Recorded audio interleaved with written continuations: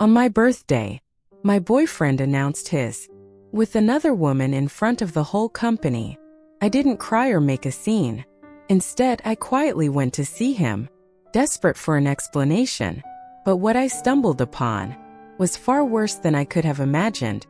I overheard him talking to one of his friends in the hallway. "Aren't you worried that Lenore will be upset about this?" the friend asked cautiously. Daniel sighed, his tone matter of fact. "What choice do I have? If I don't marry Grace, her family will force her to marry a stranger. I can let that happen." The friend hesitated. "But come on, she's been with you for years." "Nij, did it matter?" Daniel chuckled lightly, a sound that once comforted me, but now felt like a slap in the face. "Lenore has been mine for 8 years. Examina knows that. What choice does she have but to wait for me?" Each word was like a dagger to my chest. 8 years of love, patience, and unwavering support. And that is how he saw me, as someone who had no other choice. Later, my family arranged for me to meet someone they thought would be a more suitable match. A man from the famous Cortez family. The day I married a stranger was the same day that Daniel married Grace. As Daniel's wedding day approached, he couldn't shake a feeling of unease. Something felt wrong. He warned his groomsmen to be on the lookout. He was worried that I might crash the ceremony. One of them hesitated before speaking. "You haven't heard of Leonore's getting married today? Is the proposal still on the table?" I asked over lunch. My mother froze. Her hand trembled slightly as she held her teacup. Her wide eyes locked with mine. "Why are you asking?" Her concern was written all over her face. Hours earlier, a video of Daniel proposing to Grace had gone viral, dominating every social media platform. The public was abuzz with news of the impending wedding, of the Rollins family's spiritual heir. But the bride wasn't me, but the woman who had stood by his side for 8 years. "Lenore," my mother said again, her tone firmer. "Marriage isn't something you should rush into. I don't want it to be your decision, because of your impulsive mind." I swallowed the lump in my throat and shook my head. "I'm not impulsive, Mom. You didn't turn down the Cortez family's proposal? Out of hand. Which means you think Frederick is a better choice than Daniel." "A better choice than Daniel. I trust your judgment." She sighed deeply and placed her hands on the table. "Frederick Cortez is indeed a fine man, but marriage is a lifelong commitment. Don't you think you should get to know him first? Take some time to get to know him?" "I will skip that part," I said firmly. "You can make the arrangements. I will go along with whatever you think is best." We discussed the details over lunch and afterwards. I returned to the small flat I had bought for myself. What I hadn't expected was to find Daniel there. The sound of the door opening drew his attention. He closed it, laptop, and looked up at me as if everything was perfectly normal. I slipped off my shoes, my mind racing. "Why are you here?" "I had a business dinner nearby," he said casually. He got up and walked towards me as he always did. "I thought he'd come by to check on you." As he approached, a familiar floral scent hit me. Grace perfume. Disgust churned in my stomach. I instinctively took a step back, dodging his outstretched arms, as a sting crept into my eyes and nose. "What's wrong?" he asked, as if unaware of what he had done. "Nothing," I replied stiffly. "You've seen me alive and breathing. You can go now." His smile faltered, but he quickly recovered with a gentle laugh. "Last week, you were upset because I didn't spend more time with you. Now I've cleared my schedule just to be with you, and you want to be close to me. Come on the door." I blinked as my memory replayed yesterday's events. Yesterday was my birthday, and I waited all day, from the moment the sun rose until it set, hoping to hear from him. But not a single call or text came. By nightfall, the silence had become unbearable, and I decided to go looking for him. Before I could, however, a message appeared on my phone, a video from an unknown number. Curiosity turned to fear as I played it. The video showed Daniel standing in the center of his office. He was proposing to Grace Salas in front of his colleagues. The room erupted in cheers and laughter. My mind raced, searching for an explanation, any reason that could make sense of this. Desperation carried me to his company, determined to get the truth straight from him. But instead of finding answers, I stumbled upon his conversation with his girlfriend. Lenore's has been mine for 8 years. Education knows this. What choice does she have but to wait for me? I had waited 8 long years. I had waited for a man who never really saw me. Every word I heard was a dagger, shattering the vestiges of trust I had so stubbornly clung to. In that moment I realized what I had become, a fool, clinging to a love that was never mine to begin with. Thinking back to his words, the laughter in that video, the pain in my chest was overwhelming, leaving me gasping for breath. I had been a joke all this time. I looked up at the man before me. His gentle features softened in the dim light. My vision blurred. His tears welled up in my eyes, threatening to overflow. I didn't understand why, but my chest felt tight, as if the air had been sucked out of the room. The pain was unbearable. When Daniel saw my tears, he panicked. He struggled to wipe them away. His movements were clumsy and unpracticed. "Why are you crying? Has someone hurt you? Tell me their name and I will take care of them," he said with a mixture of urgency and concern. Daniel had been the neighborhood bully since childhood. He was undisciplined and mischievous. He always got into trouble. His mother often chased him, scolding or even hitting him. I, on the other hand, had always been the weak one, born prematurely. I grew up under the constant watchful of my parents. They wouldn't let me play outside with the other children. They could only sit at the window, watching them run and laugh. I longed to join them. Every time Daniel would see me sitting by the window, while he played chase with the other children, he would sneak over and slip me a handful of treats. He'd pinch my soft cheeks with a mischievous smile and whisper to me, "When can you come out and play with me?" As I grew older, my health improved, and by middle school, my parents finally relented and let me go outside. Daniel was overjoyed. He treated me as if I were made of glass. "Lenore," he'd tell me solemnly, "if anyone dares to mess with you, just tell them my name." From then on, I was never alone. Daniel was always by my side, taking me wherever I wanted to go. If anyone so much as looked at me the wrong way, he would appear like a storm, ready to protect me. He was my safe haven, my unwavering protector. When we went to college, it felt natural for us to take the next step and become a couple. He became even more attentive. He showered me with a love so sweet and devoted. It made me believe in eternity. Then Grace came into the picture. She was everything I wasn't. Brilliant, beautiful, and confident. She had a way of caring for herself that attracted people. She and Daniel were in the same major. They shared a bond that I couldn't understand. First, Daniel tried to include me, translating her jargon, so that I wouldn't feel left out. Eventually, he became impatient. "He's not going to get it anyway," he said one day, brushing me off. "Just go and do your own thing." From that moment on, their conversations deepened. From class discussions to late-night online chats. They became inseparable, their bond undeniable. Meanwhile, the bond between Daniel and I began to strain.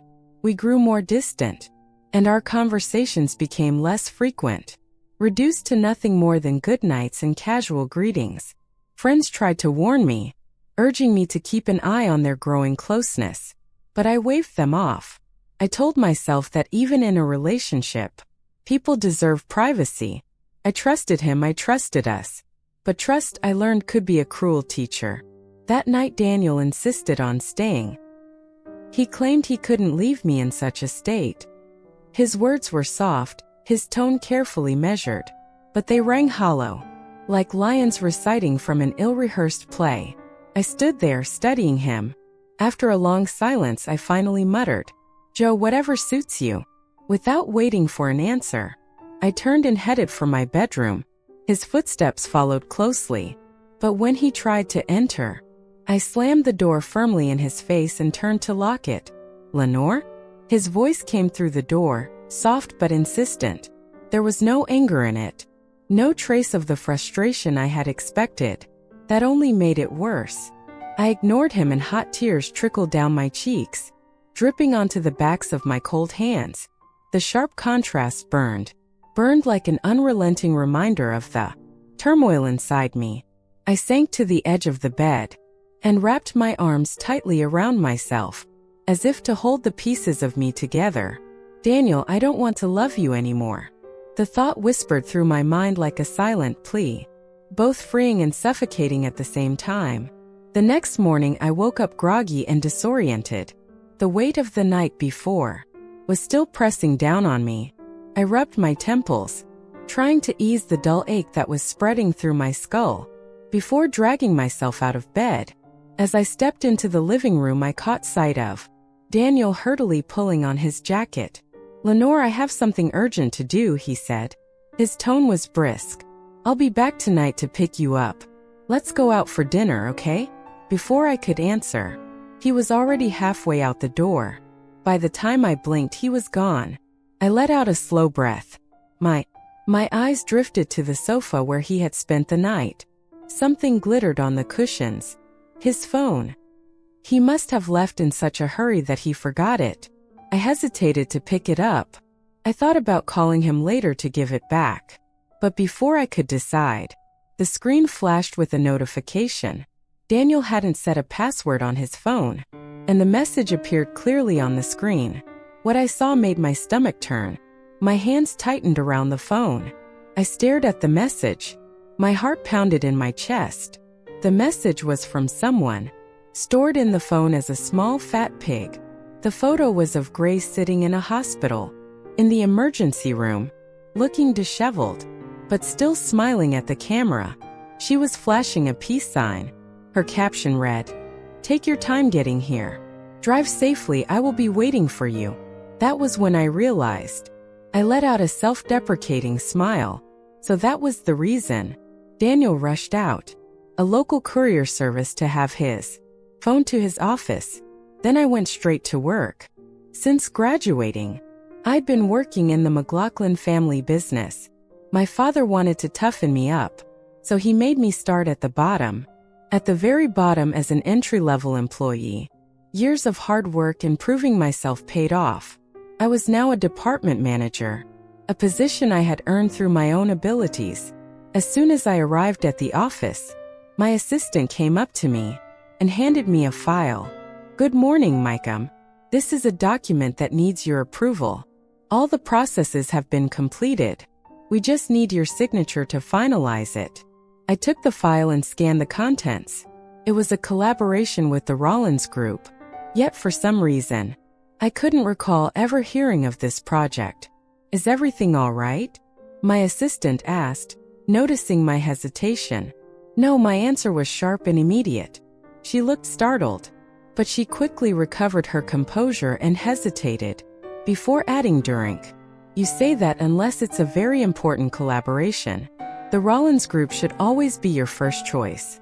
In fact, I had such instructions at a time when I was not uniformly optimistic about my future with Daniel.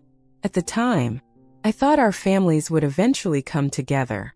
Whether his company made more money or mine hardly seemed to matter. I trusted him so completely that I didn't bother to scrutinize projects involving the Rollins Group. But from now on, we will make sure we choose the best option.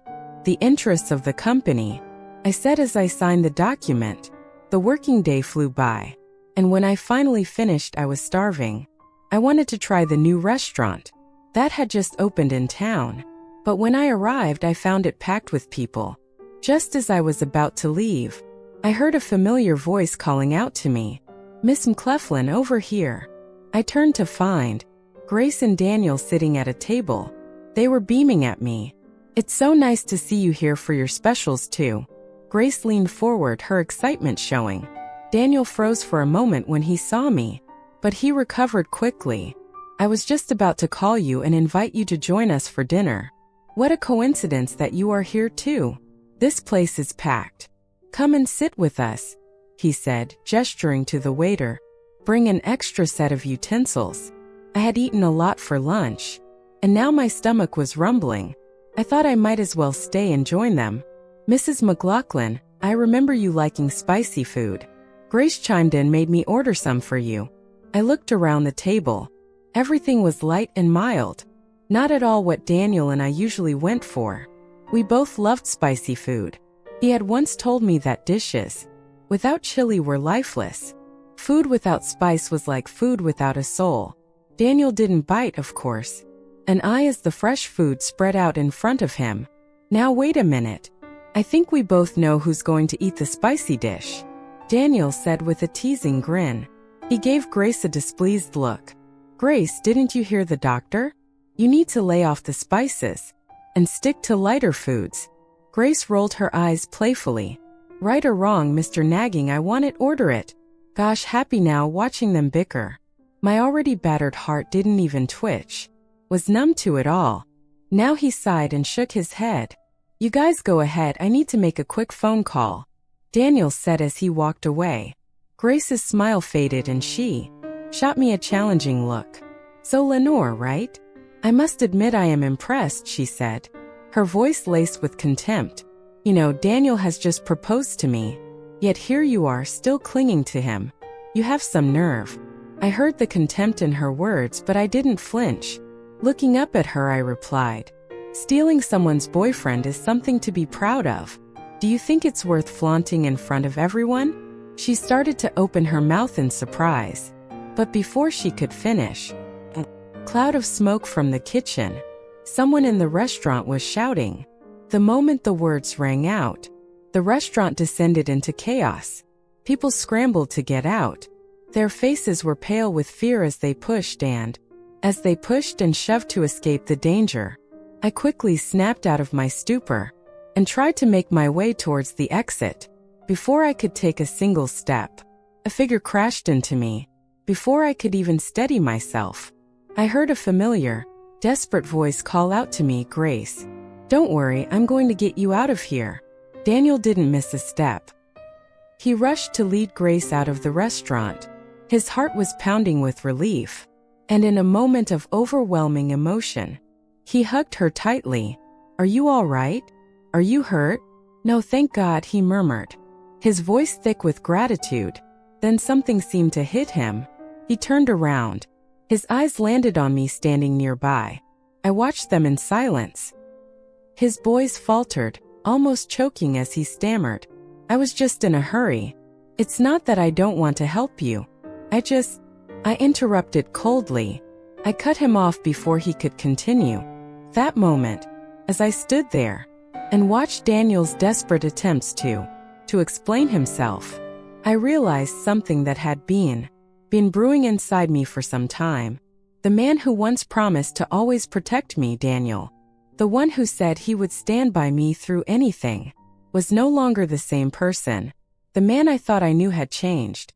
Faye seemed to relax when he saw I wasn't angry, but his posture was still alert. He immediately offered to drive me home. That's fine, I don't need a lift. She, on the other hand, could use your help. She is shaking like a leaf. You better help her first. Drive her home, I said in a tone of finality. I did not bother to look at him again. The following days passed and I didn't contact Daniel. Instead, I concentrated on getting everything ready for my wedding. The designer had sent me a message asking me to come by during lunch to pick up the custom-made wedding dress. It was to be for my engagement to Daniel, for the moment when he proposed to me. But fate had taken a different turn. And that moment, as fate would have it, as soon as I entered the boutique, Grace was close behind me. She saw the gift box in my arms and gave me a hot look. I turned to the designer. I want to try on the wedding dress. The designer replied politely, I'm sorry, miss, but this dress was made especially for the lady here. It's a custom order, she scoffed. A custom-made wedding dress, huh? You for acting like you were about to get married. That moment, it seemed as if she realized something. Her face twisted in anger. Wait, are you going to wear that dress and run away? Crash my wedding? I rolled my eyes, uninterested in her outburst. There is something wrong with your head. You should get it treated. Don't come here and act crazy." With that, I turned to leave, holding the wedding dress box in my arms. But as soon as I moved, she lunged at me, grabbing the box out of my hands. Before I could react, she tore open the box and began to tear violently at the wedding dress. That wasn't enough. She ran to the counter, grabbed a pair of scissors, and started cutting the fabric. "Do you even think about ruining my wedding? I will destroy your dress, and we'll see how you try to sabotage my wedding," she screamed, her voice rising in anger. "Grace, are you crazy?" she shouted, angrily as I tried to grab the dress back from her. In the chaos, the scissors grazed my arm, and blood began to seep out. Grace's eyes widened in shock. Then, after a long, tense pause, she too began to cut her own arm with the scissors. Her face twisted into a manic expression. She collapsed to the floor, sobbing quietly, clearly out of control. I was stunned, unable to comprehend her erratic behavior. I hadn't even had the chance to speak when Daniel burst through the door. He ran towards the scene. His eyes immediately took in the scene. The dress, the dreaded Grace on the floor, and me standing there bleeding. "Lenore," he shouted, his voice filled with anger and disbelief. "What have you done?" His gaze softened as it moved to Grace, and his expression filled with concern. He rushed to her side. Gently, he lifted her into his arms. Grace, ever the performer, played the weak and tried to persuade Daniel. "Daniel, don't blame her. It's not her fault. She didn't mean to hurt me. It was an accident." "You think I believe it was an accident?" Daniel snapped, turning to me with Benham in his voice. "Grace is hurt because of you. Leonore, I swear I will make you pay for this," I said as Daniel stormed out of the shop, with Grace in his arms. His steps were firm, determined. Had he bothered to look up, he would have noticed. Cameras captured every moment of their heated encounter. The designer fidgeted in her seat. She hesitated before speaking.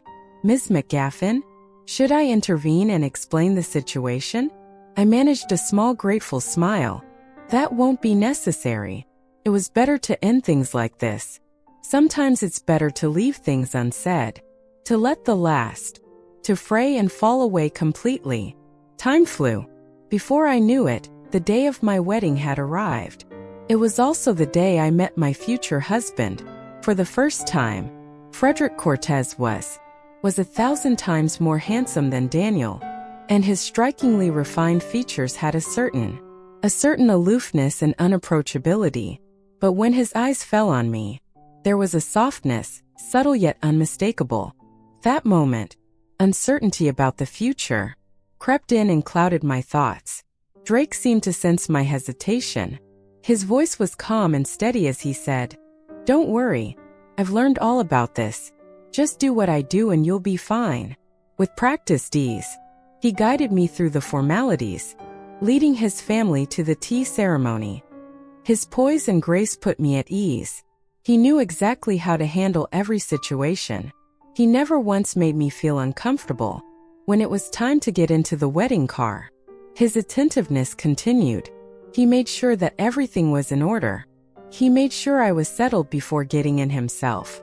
As the car's engine roared to life, the anxiety that had gripped my chest began to subside.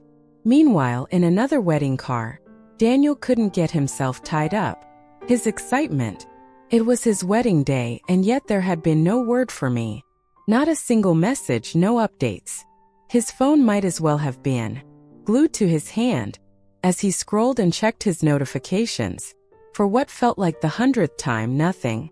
By the time he reached the hotel, the discomfort in his chest had become unbearable. He scanned the bustling wedding hall, his mind racing.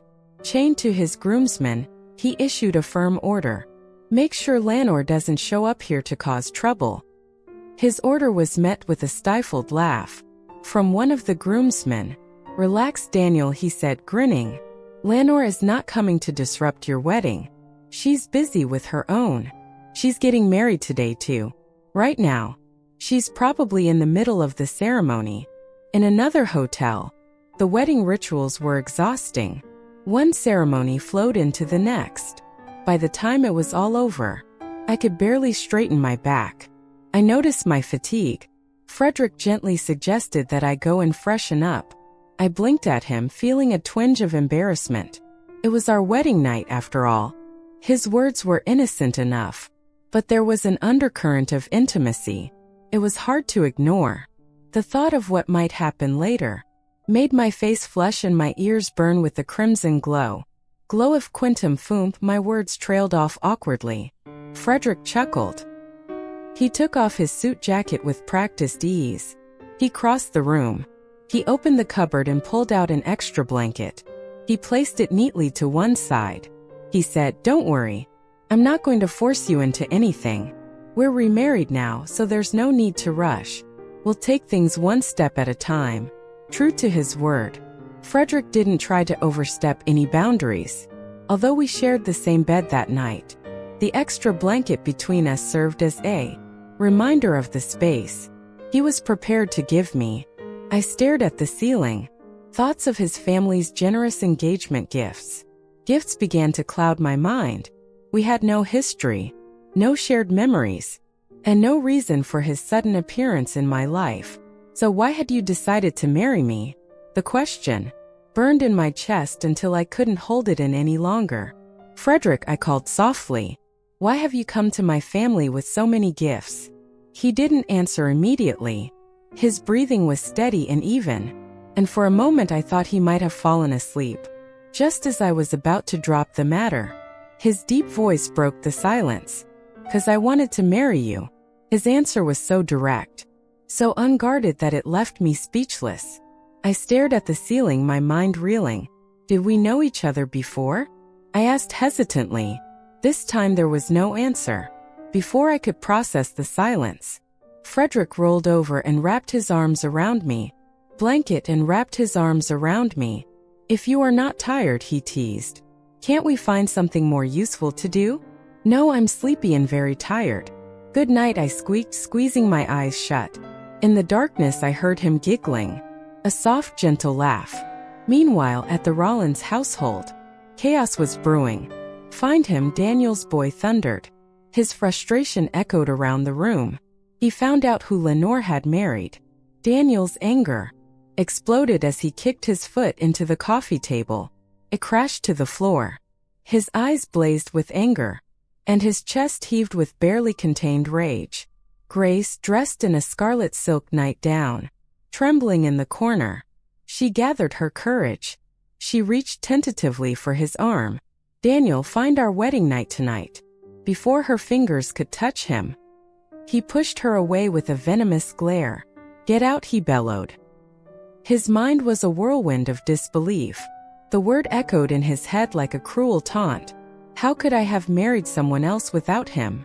Even knowing it, the thought was a dagger to his heart. His fingers fumbled as he dialed my number, again and again, but all he got was the cold, unfeeling voice of the automated operator. Every message he sent was swallowed up by the void, leaving him with nothing but the sneering silence of rejection. The sprite Daniel clung to the past, scrolling through our old conversations, with trembling hands, reading every word. His emotions swinging wildly between bitter laughter and helpless tears. When someone finally told him that I had married Frederick, the youngest of the Cortez heirs, his shock turned to despair. Without even pausing to put on his shoes, Daniel grabbed his car keys and sped off to the Cortez estate. Meanwhile, I was found. I was asleep when I vaguely heard someone shouting. The distance stirred slightly. I tried to push the sound away, but as my mind cleared, the words became sharper and clearer. "Lenore, come out of there. I won't let you marry anyone else who reminds you of me." The familiar voice made me sit up abruptly. My heart sank with fear. Instinctively, I turned to the side. I expected to see Frederick, but the space beside me was empty. A faint rustling sound came from the balcony. My pulse quickened as I slipped out of bed and padded towards the noise. Jashlide Daniels was shouting, his voice continuing, hoarse-like but unwavering. "Lenore, I'm not leaving until you come out. I love you, come home with me. I'll give you everything you've ever wanted. I swear I will never make you angry again." The sound of his pleading grated on my nerves. Every word strains my patience. I stepped out onto the balcony. I found Frederick casually cleaning himself against the railing, a cigarette balanced between his fingers. His expression was calm, almost indifferent, as he watched the chaos unfold below, noticing my presence. He stubbed out the cigarette and turned to me. "Did he wake you?" he asked. His voice was deep and gravelly. I brushed a strand of hair from my face. It was our wedding night, supposed to be the happiest day of our lives. Yet here we were, dealing with a crazy ex-boyfriend who was causing a scene. Most men would be furious, but Frederick was unfazed. You couldn't tell what he was thinking, nor did I know how to navigate the awkward silence. Between us, Frederick's gaze fell to my feet. His eyebrows knit together. "Why isn't he wearing your slippers?" he asked, his tone sharper now. I was in a hurry. "I didn't think to put them on," I mumbled, suddenly embarrassed. Without another word, he bent down and took me in his arms. The unexpected movement made me gasp softly, and I instinctively grabbed his shoulders. He carried me back to the bed. His hold was firm and steady, and he gently set me down. Then, like tucking in a child, he pulled the blanket over me and patted it softly. "It's still early, but he's still down there making a scene. But if he wakes up, the neighbors will be up. Do you think we should do something to fight him?" My words trailed off. I wasn't sure if he cared at all. "I will have someone look into it," he said simply. He pulled out his bone. He made a quick phone call and then climbed back into bed next to me. He never said another word about the matter. His calmness both reassured and confused me, given that our marriage had been more an arrangement than anything else, based on love. Perhaps it wasn't something worth dwelling on. With that thought, I let my eyelids grow heavy and drifted off again. When I woke up again, the first thing I reached for was my mobile phone. It had switched itself off overnight, draining a battery. I plugged it in and waited for it to come back on. I yawned as I stretched. The screen lit up and a flood of notifications poured in. Ultimate calls, unread messages, all from Daniel. His name dominated my screen. Like a bad dream I couldn't escape. Up a 9-hour chat. I scrolled through the countless messages without reading them. My fingers hovered over the keyboard before I finally typed a single reply. "Please do not contact me again." His reply arrived immediately. "Lenore, stop joking around. I know you are upset that I am marrying Grace, but I can explain everything." I didn't bother to reply. Instead, I deleted our entire conversation, along with any trace of his contact details. There was no need to cling to the past. It was time to move on once and for all. Shortly after I had finished, Frederick knocked on the bedroom door, his usual calm demeanor intact. His voice was soft, almost soothing. "You might want to get up and get ready. I am taking you to your parents for dinner." Mr. and Mrs. Cortez were the type who valued romance and freedom. So after our wedding, they rushed off to travel the world. They said it was to give us space to build our own lives. A night together, they invited us into their home for a family dinner. I quickly freshened up, put on just enough makeup to look presentable, and we drove over together. The house I grew up in was warmly lit. The garden was busy as always. My mother's face lit up the moment she saw us come through the door.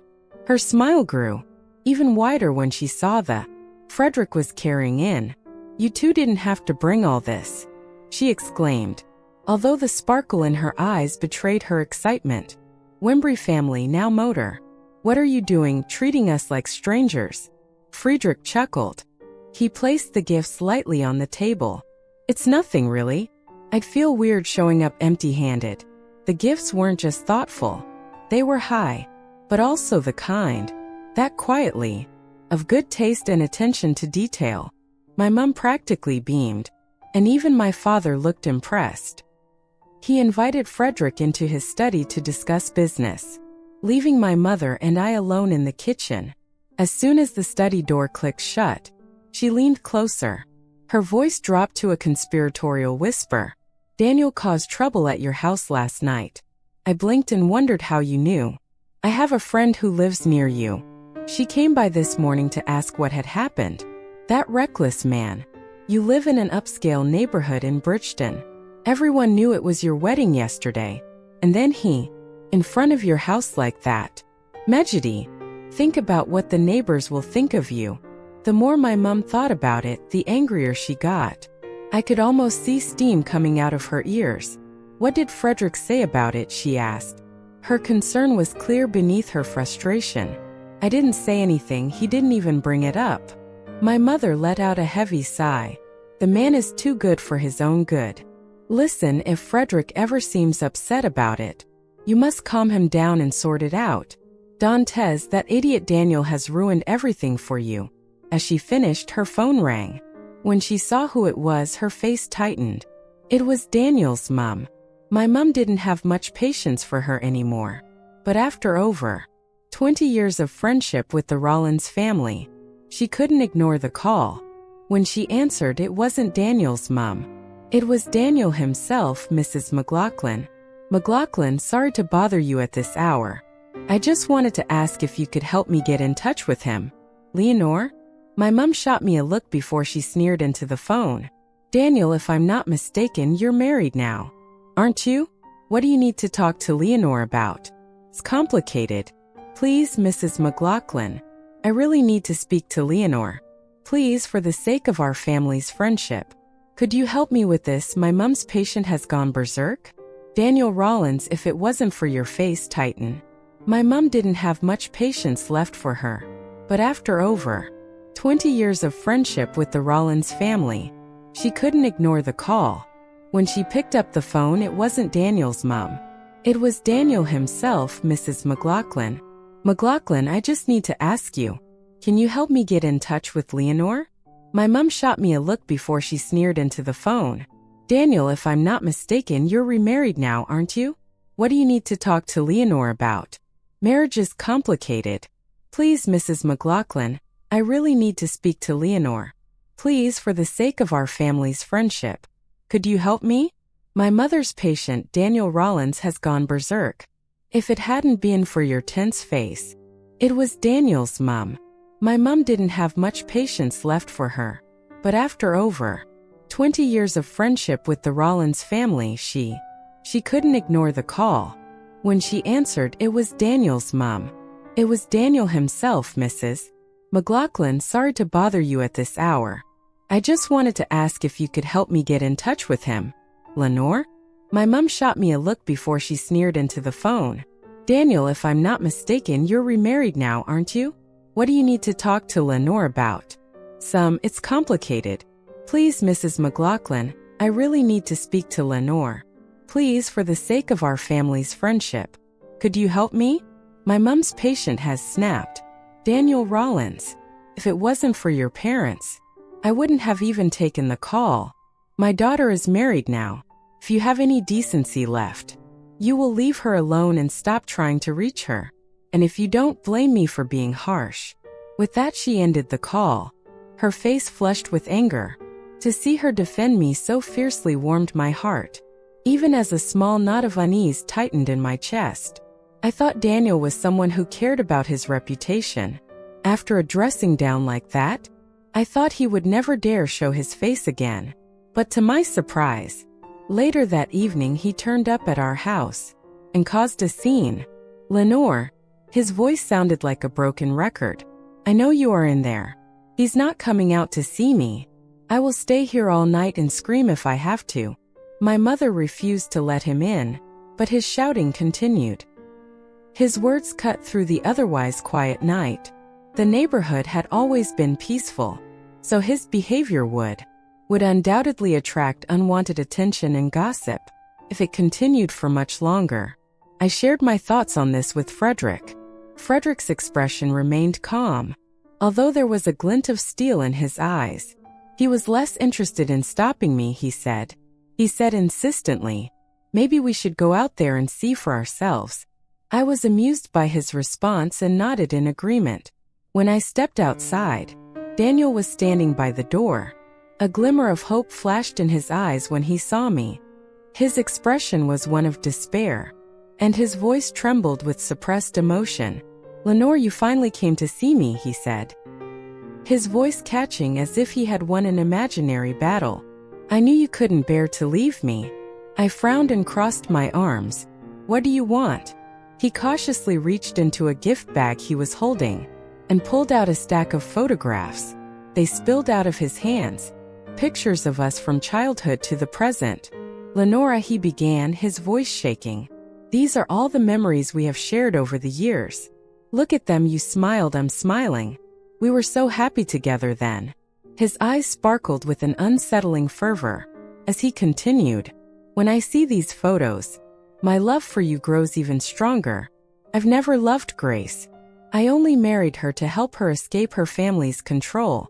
Now that her family is off her back, I will take her to the divorce court tomorrow. A month after that, I will be free. We can be together, Lenore.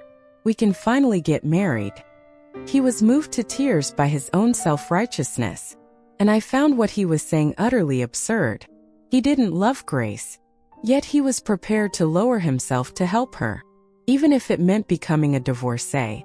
He genuinely believed that if he turned back, I would still be waiting for him. Love is something that comes from the heart, not from your words. You said you didn't, Grace, but your actions say otherwise. Maybe he hasn't. What it means to love someone, or perhaps what he loved most of all was himself. Although it's not like Gatliner, he stammered. "Grace and I are just friends. Her family prefers boys to girls. I had to help her, or she would have been married to a stranger. I did it out of pity. I don't care if you did it out of pity, and I don't care what reasons you may say. What makes you think I will still be there while you were doing your mighty night action? Shot back, you don't even care about me. But you said you loved me when you knew I was getting married, and you showed up at our place, screaming about our past yesterday. Did you think about how that made me feel?" I looked at the neighbors. His face paled and he shrank visibly under my words. "It was an accident. I was upset, Lenore. I wasn't thinking straight." I let out a bitter laugh, upset that the mere excuse, "Your impulsiveness," would have ruined my reputation. "Daniel, and this is what you call love?" I scoffed. "You just wanted to embarrass me, didn't you?" I added through gritted teeth. "If it had been anyone else, I might have thought it was an accident, but not from him. I didn't trust him." "No, Lenore, it's not like that," he said. He lunged forward to grab my arm. I instinctively stepped back, trying to avoid his touch, but he was relentless. His eyes were filled with pain as he desperately pleaded. I begged, "Lenore, please don't do this to me. Just leave, Daniel. I am married now. Ever come looking for me again?"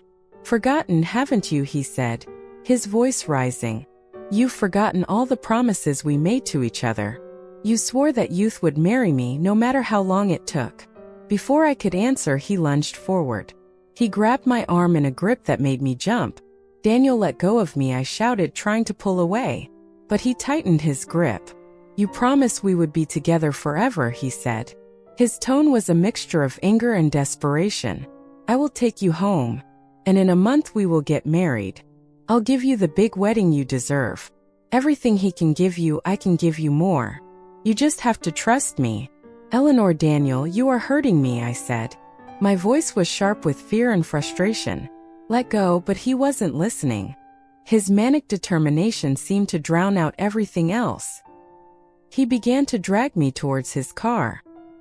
He muttered under his breath like a man possessed. "We promised, Lenore, I'd make things right. We'll be happy again just like before, just trust me." His behavior was completely manic and it frightened me. I instinctively called out his name, Frederick. In the blink of an eye, a figure appeared and ran towards me.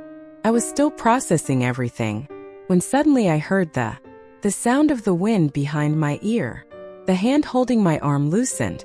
Then I found myself falling into a warm embrace. Frederick's chest rose and fell quickly. As I leaned against him, everything around me seemed to fall silent. All I could hear was the pounding of his heart. Daniel was knocked to the ground with a single blow. As he lifted his head to look at the unknown man standing over him, his eyes were full. "Who are you?" he cried out in pain and disbelief. Frederick gently wrapped his arm around my waist, as if to stake his claim. "I am your husband, Frederick Cortez," he said firmly. Then he lowered his head and planted a light kiss on my forehead. Kiss on my forehead. And in a voice so low that only I could hear, he murmured, "Don't be afraid, I'm humming here." My heart was still racing with fear, but these words gradually calmed me. It was as if I was a wounded bird finding safety in a warm nest. The discomfort in my chest slowly subsided. "It's impossible. Ignoring what he says isn't true, is it?" Daniel struggled to his feet. His dull eyes were full of pain and disbelief. He couldn't accept that I was already married. I reached for Frederick's hand. I showed him our wedding ring. "I really am married, so stop appearing in front of me and forcing me to go with you, Daniel." "To hell with it. We can still be together, Leonor. We love each other," Daniel said. He refused to give up. He lunged at me, tried to drag me away. "Do you really think he is a good man? He's just taking advantage of the situation." Leonor Exeter situation. Then Frederick's usually calm face turned dark. He pushed me gently away and whispered, "Stay back. I don't want anything to happen to you." Without thinking, I took a few steps back. In the blink of an eye, the two men were already engaged in a violent struggle. Frederick landed a few powerful blows. Daniel, although he usually trained, was clearly no match for him. He was helpless, unable to defend himself. "Stop," I said. "Stop, Frederick, he could die. If he dies, you'll be involved." I quickly stopped Frederick, before calmly taking out my mobile phone to call an ambulance. At these words, he snorted and released his grip. "Fine, but only because you told me to stop, Lenore, my friend." Daniel, still on the floor, moans in pain. He reached out his hand as if to grab my ankle. I looked at him in disgust and said, "Daniel, can you stop being so pathetic?" I couldn't bear to look at him any longer. After telling my parents that the ambulance would be here soon, I left with Frederick. Back at home, I noticed a bruise on his face. Was the first thing I noticed. "These wounds need to be treated." He took the kit and sat obediently on the sofa. Dealing with Daniel's temper was something I had done countless times. Before Reaver, he got into fights. He would always come home, hoping no one would notice the damage. It was always me who to clean him up before he went back to his family. Because of that, I was quite experienced in dealing with minor injuries. But as I reached for Frederick, a blurred image flashed across my mind. "What's wrong?" Frederick asked when he noticed that I had stopped for a second. "Suddenly I have the feeling I've seen you somewhere before." Before, I murmured. Still unsure. "Have you regained your memory?" he asked. A hint of teasing in his voice. I blinked, still confused. He chuckled softly. He gently squeezed the tip of my finger. "You scattered," he teased. "Was he the one who helped you? When you were attacked by those villains, you were just like you are now." He put medicine on my wounds, but I froze. I remember now, it was our senior year at school. It was during our senior year of high school when Daniel had skipped class to play basketball with some guys off campus. Afterwards, he let me take his bag to meet him after school. As I walked down a quiet, empty side street, a group of punks jumped up and blocked my way. They looked at me. They demanded that I hand over all the money I had. Terrified, I did as they asked and emptied my pockets. But it wasn't enough. They wanted more. They grabbed me and dragged me deeper into a dark alley. I was so scared. I screamed and a boy appeared out of nowhere. Without hesitation, he rushed at them and fought them off. His intervention saved me. I ran to the nearest shop and bought disinfectant to clean his wounds. I treated the scratches on his hands and arms. Even though my hands were shaking violently, it was my way of thanking him. But then Daniel arrived. He called my name, his voice cutting through my daze. I turned towards him, and in that moment I fell into his embrace. I completely forgot to ask the boy who had saved me. The memory of his name had been buried deep, but as Frederick searched my face, he seemed to sense my thoughts. His lips curved into a slight smile. "You do remember now, don't you?" he asked, his voice calm yet knowing. "And I'm sorry," I mumbled, nodding. Guilt twisted in my chest. "I forgot. You probably think I'm horrible, shameless, and ungrateful for not remembering the person." The words tasted bitter as I spoke them. In truth, I had always been grateful to the boy who helped me that day. But as the years passed and life took me through countless other events, his face had faded from my memory. "And don't beat yourself up about it," Frederick said gently. "It was a terrible experience. It's normal that you don't remember it." His warm broad hand cupped my cheek. His touch grounded me as his gaze held mine. He added that his tone was soothing. "You remember now, John, too. That's all that matters." For some reason, my heart began to race. I couldn't bring myself to meet his eyes. I turned my head away and hesitated before speaking again. "Was that why? Is that why you wanted to marry me?" His answer came immediately, firm and without hesitation. I remember I blinked, and an unexpected wave of disappointment washed over me. Before I could dwell on the feeling, he pulled me into his arms. He laid my head on his chest, and I could hear the steady beat of his heart. "I told you," he murmured in a low, soothing voice. "I married you because I wanted to. When I proposed, I knew there was a chance he would say no. But when you said yes, it was the greatest surprise of my life." There was rawness in his voice, and my cheeks blushed. I had always assumed that one day I would marry Benny. It didn't really matter to whom. But hearing him say that, perhaps I realized something deeper. Marrying someone who makes your heart is the most amazing thing in the world. "Does that mean you like me?" I asked quietly. My cheeks warmed as I forced myself to ask the question.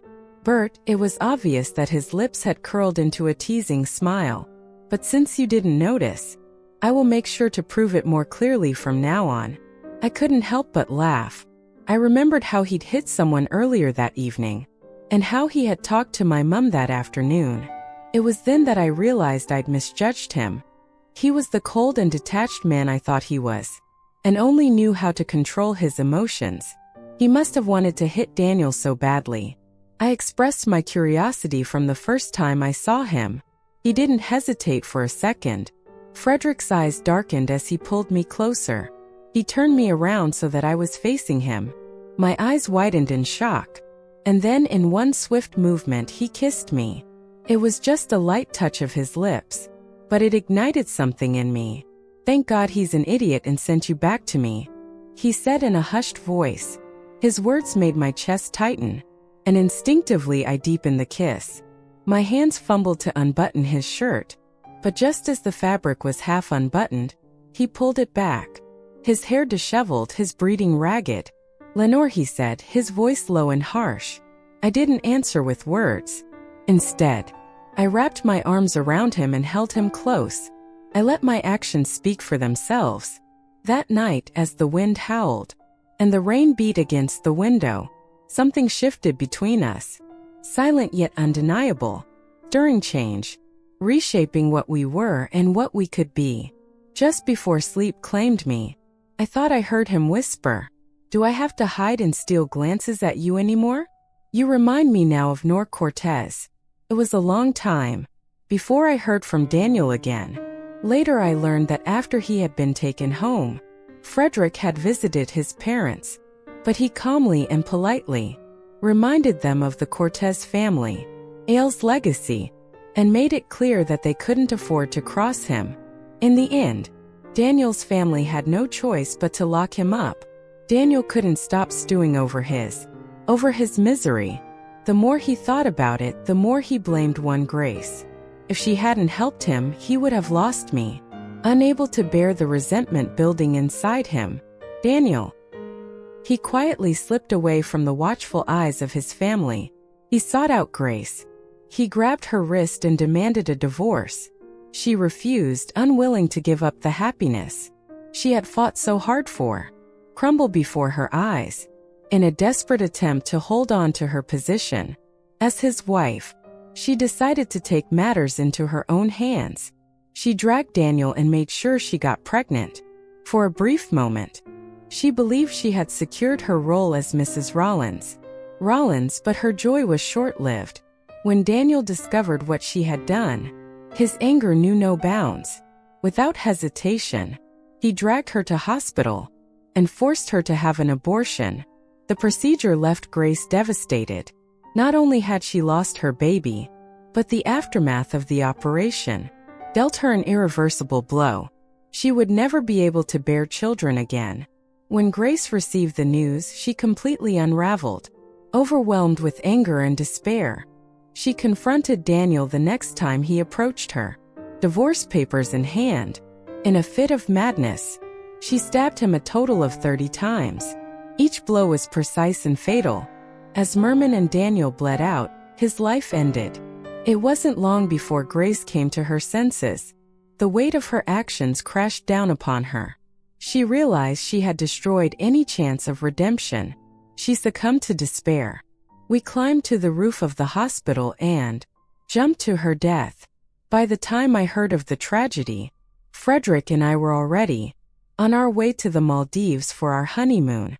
I put my phone down and let out a sigh of relief. I leaned on Frederick's shoulder. Fingers. I played idly with the wedding ring on his ring finger. "Frederick," I said softly, my voice tinged with warmth, "let us promise to always be good to each other." He turned his head slightly to look at me. His lips curved into a gentle smile. "We will be," the plane hummed steadily as we soared through the sky, carrying us to a bright and promising future. The shadows of the past could reach us now. Our love, unspoiled and unbreakable, would stretch endlessly before us, to guide us through the long and wonderful life that we would build together.